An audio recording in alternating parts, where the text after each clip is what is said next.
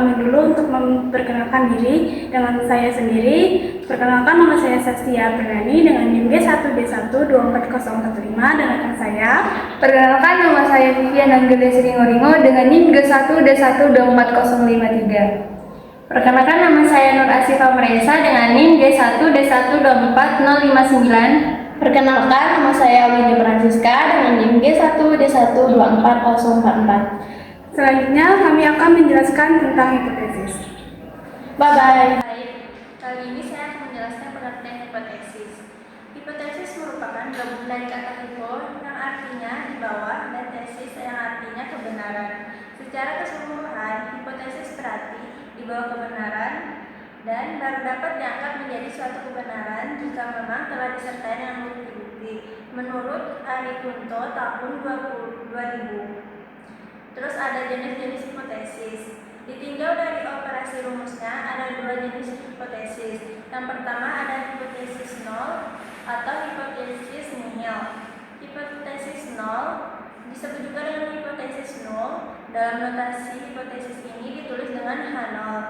Hipotesis nol adalah hipotesis yang meniadakan perbedaan antara kelompok atau meniadakan hubungan sebab akibat antara variabel, yang artinya selisih variabel pertama dengan variabel kedua adalah nol atau nihil. Terus ada jenis hipotesis yang kedua, yaitu hipotesis alternatif atau hipotesis kerja. Hipotesis alternatif atau hipotesis kerja dalam notasi hipotesis ini ditulis dengan lambang HA, yang merupakan penerjemahan hipotesis penelitian secara operasional. Statistik sendiri digunakan tidak untuk langsung menguji hipotesis alternatif, akan tetapi digunakan untuk menolak atau menerima hipotesis nihil. Dalam pengujian hipotesis dijumpai dua jenis hipotesis, yang hipotesis nol H0 dan hipotesis alternatif HA. Berikut akan diuraikan lebih jelas tentang masing-masing hipotesis tersebut. Hipotesis nol atau yang dilambangkan dengan H0, hipotesis yang menyatakan tidak ada perbedaan sesuatu kejadian antara kedua kelompok, atau hipotesis yang menyatakan tidak ada hubungan antara variabel satu dengan variabel lainnya. Contohnya, tidak ada perbedaan berat badan bayi antara mereka yang dilahirkan dari ibu yang merokok dengan merokok yang dilahirkan dari ibu yang tidak merokok. Yang kedua, dan tidak ada hubungan antara merokok dengan berat badan bayi menurut Sutanto tahun 2006.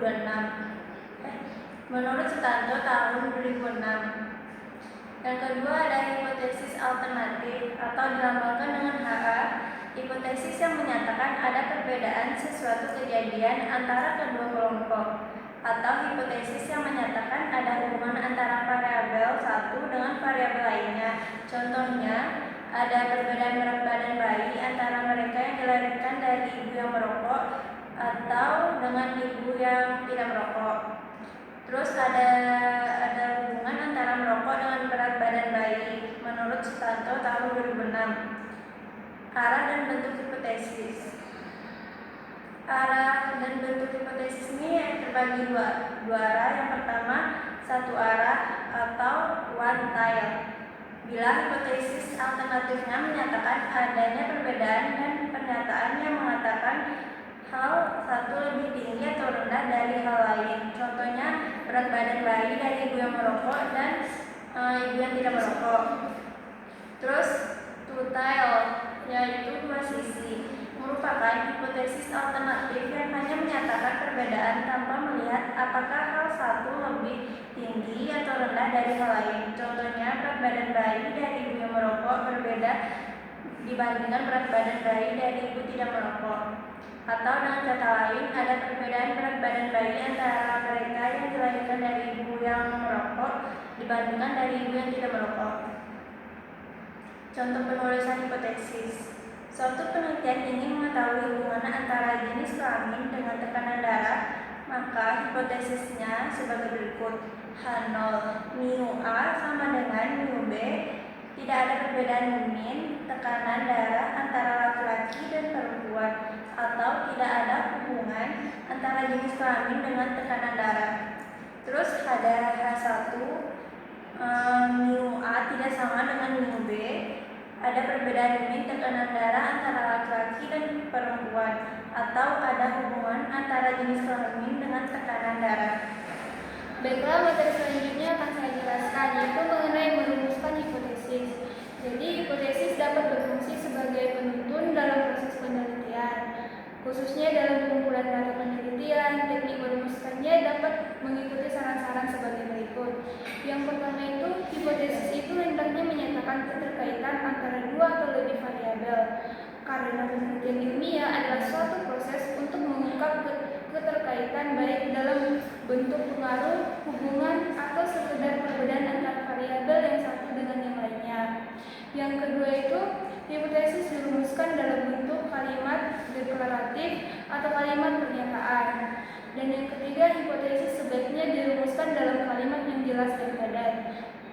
Dan yang terakhir adalah hipotesis hendaknya dapat diteliti karena hipotesis yang baik harus dapat menggambarkan akan ketersediaan data yang cukup memadai sehingga dapat diuji.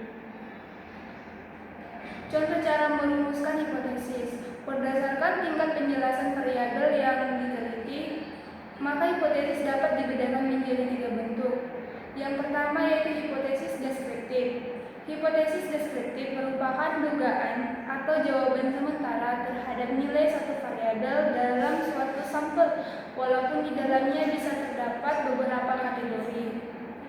Hipotesis deskriptif disebut juga sebagai hipotesis mandiri karena digunakan untuk penelitian yang mempunyai jumlah variabel. Contohnya, yang pertama, hipotesis 0 atau H0.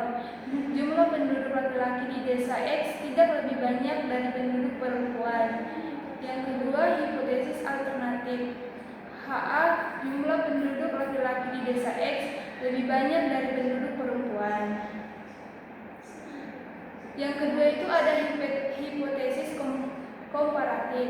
Jadi hipotesis komparatif merupakan dugaan atau jawaban sementara terhadap perbandingan atau perbedaan antara dua variabel atau lebih. Jadi dirumuskan, hipotesis komparatif itu mengandung makna membandingkan atau membedakan antara mencari perbedaan.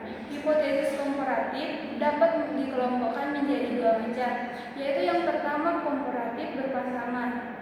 Berpasangan yang dimaksud di sini adalah apabila kelompok data yang akan dianalisis berasal dari individu atau subjek atau sampel yang sama. Dengan kata lain, 2 kelompok data yang diperbandingkan diambil dari satu subjek atau responden atau sampel yang sama, tapi dalam waktu yang berbeda. Untuk memudahkan pemahaman akan hal ini, di sini akan ada contoh tentang ilustrasi kelompok data berpasangan. Misalnya ada kelompok mahasiswa yang diukur berat badannya sebanyak 2 kali, yaitu pada waktu sebelum libur semester dan setelah libur semester. Data berat badan mahasiswa yang diukur pada waktu sebelum libur semester dapat dikatakan sebagai satu kelompok data. Kemudian berat badan mahasiswa pada waktu setelah libur semester adalah kelompok data lagi yang kedua. Dari segi jumlah, kita berarti mempunyai 2 kelompok data, yaitu berat badan mahasiswa sebelum libur semester dan berat badan mahasiswa setelah libur semester. Dari segi berpasangan, berarti kita mempunyai kelompok data yang berpasangan karena individu dari 2 kelompok data tersebut adalah sama. Dengan kata lain, bahwa data tentang berat badan mahasiswa tersebut diambil dari kelompok mahasiswa yang sama, hanya saja pengukurannya dilakukan 2 kali, yaitu sebelum libur semester dan setelah libur semester. Contoh rumusan hipotesis komparatif berpasangan. A. Hipotesis 0 atau H0. Tidak terdapat perbedaan berat badan mahasiswa antara sebelum dan sesudah libur semester. B. Hipotesis alternatif atau HA. Terdapat perbedaan berat badan mahasiswa antara sebelum dan sesudah libur semester. Yang kedua itu ada komparatif tidak berpasangan. Tidak berpasangan yang dimaksud adalah apabila data berasal dari individu atau subjek yang berbeda. Dalam hal ini, 2 kelompok data atau lebih yang akan diperbandingkan atau dikomparasikan berasal dari dua kelompok responden atau sampel yang berbeda. Untuk memudahkan pemahaman untuk memudahkan pemahaman akan hal ini, maka ini adalah contoh ilustrasi yang akan dibuat. Misalkan kita akan mengukur tekanan darah pada subjek penelitian, di mana subjek penelitian tersebut berasal dari dua kelompok, yaitu kelompok pekerja pabrik dan kelompok atlet. Data tekanan darah pada kelompok pekerja pabrik adalah satu kelompok data, sedangkan data tekanan darah pada kelompok atlet adalah kelompok data yang lain. Dengan demikian, dari segi jumlah, terdapat dua kelompok data yaitu kelompok data tentang tekanan darah pada responden pekerja pabrik dan kelompok data tentang tekanan darah pada responden atlet. Sedangkan dari segi berpasangan, terdapat kelompok data yang tidak berpasangan karena individu yang merupakan subjek penelitian atau responden terdiri dari dua kelompok yang berbeda, yaitu kelompok pekerja pabrik dan kelompok atlet. Contoh rumusan hipotesis komparatif tidak berpasangan ini adalah: yang pertama, hipotesis nol atau H0, tidak terdapat perbedaan tekanan darah antara ibu hamil di daerah perkotaan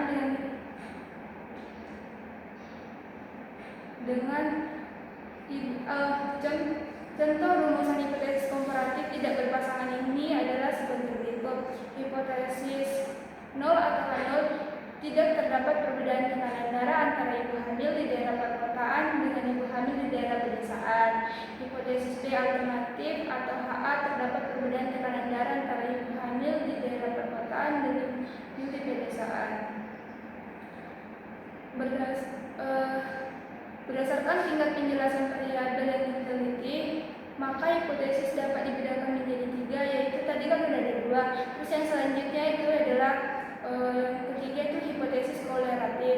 Jadi hipotesis korelatif merupakan dugaan atau jawaban sementara terhadap hubungan antara dua variabel atau lebih. Jadi pada rumusan hipotesis korelatif terkandung makna untuk membuktikan hubungan atau kolerasi antara dua variabel tanpa bermaksud dengan membedakan atau membandingkan. Contohnya hipotesis nol atau H0, tidak ada hubungan antara tingkat pendidikan dengan pengetahuan masyarakat tentang Down syndrome. Yang kedua itu hipotesis alternatif atau HA, ada hubungan antara tingkat pendidikan dengan pengetahuan masyarakat Down syndrome. Ada beberapa macam pengujian hipotesis. Yang pertama itu berdasarkan jenis parameternya. Berdasarkan jenis parameternya terdapat tiga, yaitu pengujian hipotesis tentang rata-rata atau uji sampel berpasangan, pengujian hipotesis tentang proporsi, pengujian hipotesis tentang variasi atau ANOVA. Yang kedua itu ada berdasarkan jumlah sampelnya, di mana terdapat dua bagian, yaitu yang pertama pengujian sampel besar di mana N lebih besar dari 30, dan pengujian sampel kecil di mana N lebih kecil dari 30. Dan yang ketiga itu berdasarkan jenis distribusinya. Ada terdapat 4 bagian. Yang pertama itu pengujian hipotesis dengan distribusi Z, terus pengujian hipotesis dengan distribusi T, dan pengujian hipotesis dengan distribusi X kuadrat atau chi-square, dan pengujian hipotesis dengan distribusi F atau F rasio. Terus yang keempat itu berdasarkan arah atau bentuk formulasi hipotesis. Ada 3 bagian, yaitu pengujian hipotesis dua pihak, pengujian hipotesis pihak kiri atau sisi kiri, dan pengujian hipotesis pihak kanan atau sisi kanan. Baik, saya akan menjelaskan pada materi kesalahan pengambilan keputusan. Terdapat 2 jenis kesalahan pengambilan keputusan dalam uji statistik, yaitu yang pertama kesalahan tipe 1 atau alfa. Kesalahan ini merupakan menolak H0, padahal sebenarnya H0 benar, artinya menyimpulkan adanya perbedaan, padahal sesungguhnya tidak ada perbedaan. Peluang kesalahan tipe 1 atau sering disebut tingkat signifikasi atau signifikan level. Sebaliknya, peluang untuk tidak membuat kesalahan tipe 1 adalah sebesar 1 min atau tingkat kepercayaan atau confidence level. Yang kedua itu ada kesalahan tipe 2 atau beta, merupakan kesalahan tidak menolak hak nol, padahal sebenarnya hak nol salah. Artinya menyimpulkan tidak ada perbedaan, padahal sesungguhnya ada perbedaan. Peluang untuk membuat kesalahan tipe 2 sebesar beta. Peluang untuk tidak membuat kesalahan tipe kedua adalah sebesar 1 dikurang beta dan dikenal sebagai tingkat kekuatan uji atau power of the best. Selanjutnya pada tabel berikut ini terdapat keputusan dan populasi. Pada keputusan itu ada yang pertama itu tidak menolak hak nol dan yang kedua itu menolak hak nol. Pada populasi itu terdapat hak nol benar dan hak nol salah. Yang pertama itu tidak menolak hak nol. Hak nol benarnya yaitu benar atau 1 dikurang alfa. Hak nol salahnya yaitu kesalahan tipe 2 atau sama dengan beta. Yang kedua itu menolak hak nol.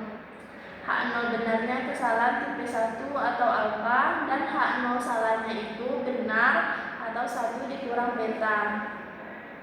Dalam pengujian hipotesis dikehendaki nilai alfa dan beta kecil atau 1 dikurang beta itu sama besar. Namun hal ini sangat sulit karena bila nilai alfa kecil maka nilai beta akan semakin besar.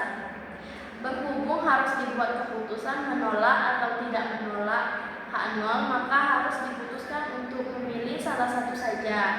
Yang harus diperhatikan yaitu alfa dan beta. Untuk lebih amannya dipilih nilai alfanya saja. Tingkat kemaknaan. Penentuan tingkat kemaknaan atau level of significance merupakan kesalahan tipe 1 suatu uji yang biasanya diberi notasi alfa. Notasi alfa merupakan nilai yang menunjukkan besarnya peluang salah dalam menolak hipotesis nol. Notasi alfa merupakan batas toleransi peluang salah dalam menolak hipotesis nol. Notasi alfa merupakan nilai batas maksimal kesalahan menolak hak nol. Jika menolak hak nol berarti menyatakan terdapat adanya perbedaan atau hubungan, sehingga nilai alfa dapat diartikan sebagai batas maksimal kita salah menyatakan adanya perbedaan. Penentuan nilai alfa tergantung dari tujuan penelitian. Nilai alfa yang sering digunakan adalah 10%, 5%, dan 1%. Bidang perikanan biasanya menggunakan 5%, namun apabila pengujian obat pada organisme perairan maka digunakan batas toleransi kesalahan yang lebih kecil, misalnya 1%. Baik, saya akan menjelaskan tentang prosedur uji hipotesis. Yang secara umum, prosedur uji hipotesis terbagi menjadi 4. Yang pertama, menentukan hak nol atau null hipotesis dan hak nol atau alternatif hipotesis. Yang kedua, menentukan tingkat kepercayaan, misal tingkat kepercayaannya 90% atau tingkat signifikan atau alfanya 5%. Yang ketiga, menentukan statik hitung, bila statik hitung tergantung pada metode statik yang digunakan. Yang keempat, mengambil keputusan terhadap hipotesis di atas ditentukan dengan membandingkan nilai statik hitung dengan tingkat signifikan atau alfa. Yang prosedur yang kedua yaitu untuk hipotesis uji statistik, uji T, uji alfa, dan uji chi-square. Yang pertama yaitu menentukan hipotesis nol atau H0 dan hipotesis alternatif atau HA. Yang kedua, menentukan uji statik yang sesuai. Jenis uji statik tergantung dari yang pertama jenis variabel yang akan dianalisis. Yang kedua, jenis data apa yang apakah dependen atau independen. Yang ketiga, jenis distribusi data populasi apakah terdistribusi normal atau tidak. Contohnya, yang pertama jenis uji statik untuk mengetahui perbedaan nian menggunakan uji T atau uji ANOVA. Yang kedua, jenis uji statik untuk mengetahui perbedaan proporsi menggunakan uji Yang ketiga, prosedurnya yaitu menentukan batas atau tingkatan kemaknaan. Yang keempat, perhitungan uji statistik, menghitung data sampel ke dalam uji hipotesis yang sesuai. Yang kelima, keputusan uji statistik. Bila nilai perhitungan uji statistik lebih besar dibandingkan dengan nilai tabel, maka keputusannya H0 ditolak, merupakan terdapat perbedaan. Bila nilai perhitungan uji statistik lebih kecil dibandingkan dengan nilai tabel, maka keputusannya H0 gagal ditolak. Artinya tidak terdapat perbedaan.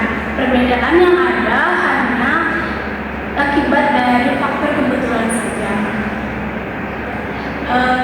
Berikut itu tabel uji statistik pada analisis biparat. Uji hipotesis yang sering menggunakan di bidang kesehatan, seperti contohnya variabel 1 menggunakan kategori, kemudian variabel 2 yaitu menggunakan kategori. Maka uji statistiknya itu chi-square atau quadratic equal logistik sederhana.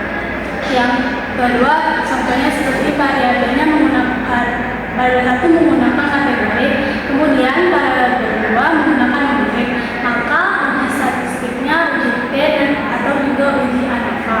Yang ketiga, contohnya variabel 1 menggunakan numerik dan variabel 2 menggunakan numerik. Maka uji statistiknya menggunakan korelasi regresi linear sederhana. Kemudian untuk hubungan independen variabel independen, contohnya seperti independen menggunakan kategori, kemudian dependen menggunakan kategori, maka yang digunakan uji statistiknya itu chi-square. Kemudian jika hubungan independennya kategori dan dependennya numerik, maka uji statistiknya itu menggunakan tes variat atau sebelum sesudah. Yang kedua, tes independen jika dua kategori, dan ketiga menggunakan ANOVA jika lebih dari dua kategori. Kemudian jika independennya menggunakan numerik dan variabel dependennya menggunakan kategori, maka uji statistiknya menggunakan tes jika dua kategori dan ANOVA jika lebih dari dua kategori. Kemudian untuk hubungan independennya menggunakan numerik dan variabel dependennya menggunakan numerik, maka uji statistiknya menggunakan korelasi atau regresi linear sederhana. Berdasarkan dari ketiga indikator tersebut, maka dapat dibuatlah suatu tabel pedoman umum yang menjadi teknik uji statistik untuk pengujian hipotesis secara biparat atau dua sampel. Tabel 3.1 panduan menjadi teknik uji statistik biparat hipotesis komparatif dan korelatif pada dua kelompok sampel. Berdasarkan tabel nomor pemilihan biparat dua sampel tersebut, dapat dijelaskan yang pertama, untuk menguji hipotesis komparatif pada dua kelompok data yang berpasangan atau dependen dengan skala data berbentuk nominal, maka teknik uji statistik yang digunakan adalah MT-NEMAR. Untuk menguji hipotesis komparatif pada dua kelompok data yang berpasangan atau dependen dengan skala data berbentuk ordinal, maka teknik uji statistik yang digunakan adalah Wilson-Martin.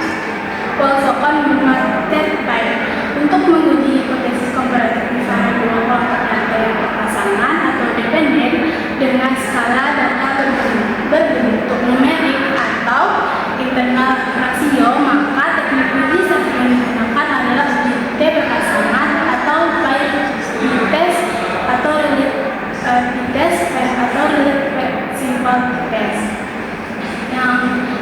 Kemudian untuk menguji hipotesis komparatif pada dua kelompok data yang tidak berpasangan atau dependen dengan skala data yang berbentuk nominal, maka teknik uji statistik yang digunakan adalah chi-square.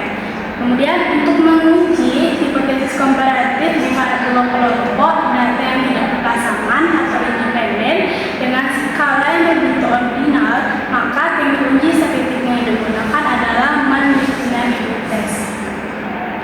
Kemudian untuk menguji komparatif infrared dua kelompok data yang tidak berpasangan atau independen dengan skala data yang bentuk numerik atau interval rasio, maka teknik statistik yang digunakan adalah uji tidak berpasangan atau tes independen atau independen simple test.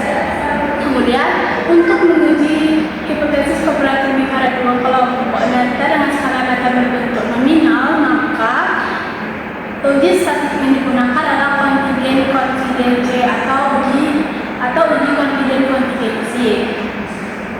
Kemudian untuk menguji hipotesis korelatif pada dua kelompok data yang skala berbentuk ordinal, maka teknik uji statistik yang digunakan adalah Spearman dan correlation dan Kendall-Tau.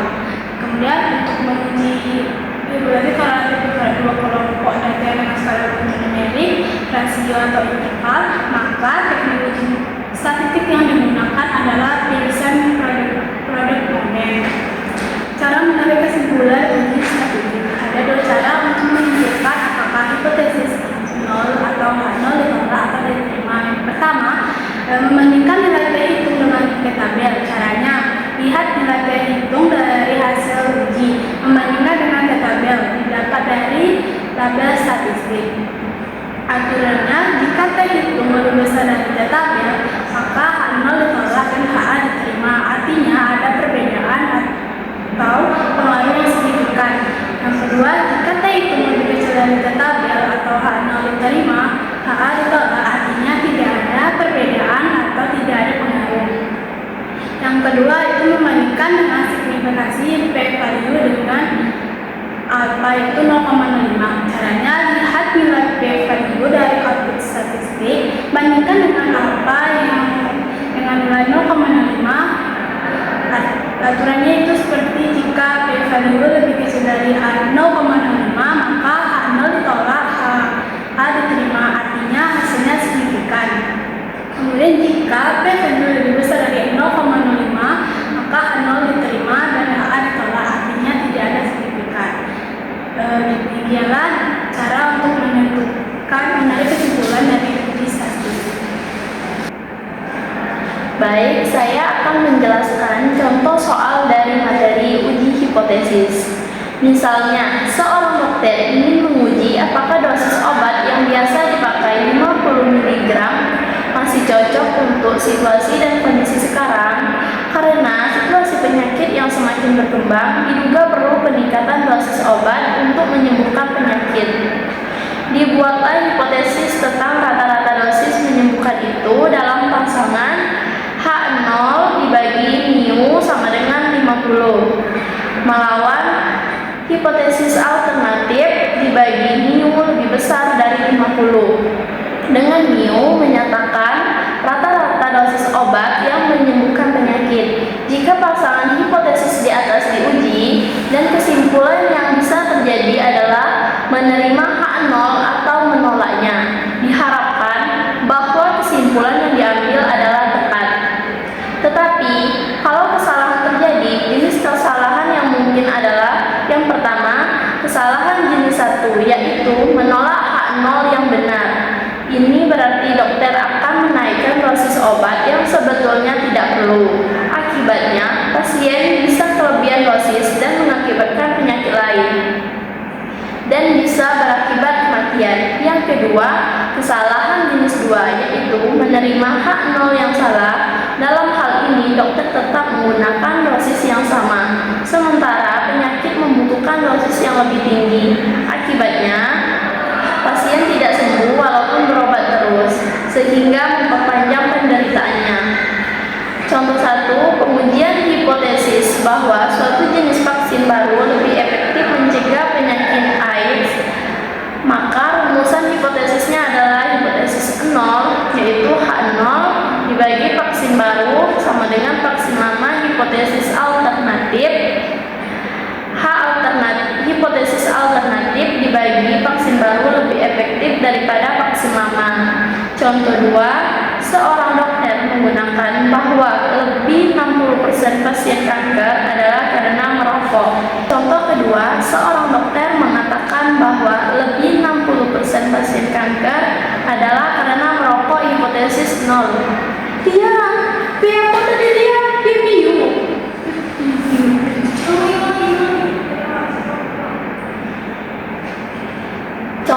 kedua, seorang dokter mengatakan bahwa lebih 60% pasien kanker adalah karena merokok. Hipotesis 0 yaitu H0 dibagi P-piu sama dengan 0,6. Hipotesis alternatif dibagi P-piu lebih dari 0,6. Demikianlah presentasi dari kelompok 4. Mohon maaf apabila ada salah kata dalam penjemputan di materi. Kami akhiri. Wassalamualaikum warahmatullahi wabarakatuh. Selamat sore.